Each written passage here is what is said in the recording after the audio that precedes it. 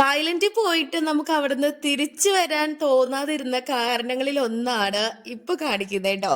Hi hello, RJ അക്ഷരിയാണ്. നമ്മൾ കഴിഞ്ഞ വർഷം തായ്ലൻഡ് ട്രിപ്പ് പോയ സമയത്ത് അവിടെ നമ്മൾ നിന്നിരുന്ന ഫ്ലാറ്റ് ബാങ്ന എന്ന് പറയുന്ന ഒരു സ്ഥലത്താണ്.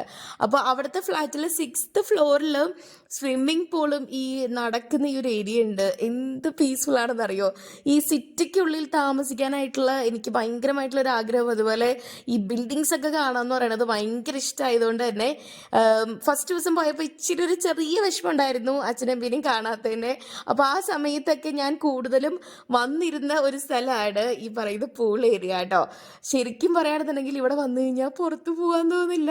നമ്മുടെ നന്ദി ആണെങ്കിലും തങ്കപ്പനാണെങ്കിലും ഫുള്ളി ഈ സ്വിമ്മിംഗ് പൂളിൽ കിടന്ന് മറിയായിരുന്നു. ഇവർ എന്തൊക്കെയാണ് ചെയ്തുകൊണ്ടിരുന്നതെന്ന് എനിക്കും നമ്മുടെ കുഞ്ഞൂരും ഒരു ഐഡിയ ഇല്ല കേട്ടോ. ഞങ്ങൾ രണ്ടുപേരും ഇവർ ചെയ്യുന്ന ഓരോ കാര്യങ്ങൾ നോക്കി നിൽക്കുകയായിരുന്നു.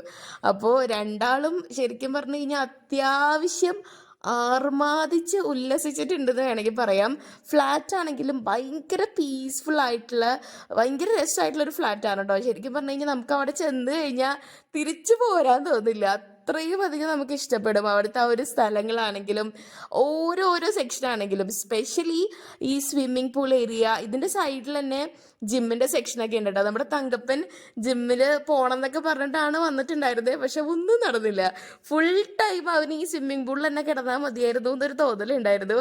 അങ്ങനെ ഈ പറയുന്ന പോലെ ഭയങ്കരമായിട്ട് എൻജോയ് ചെയ്തു.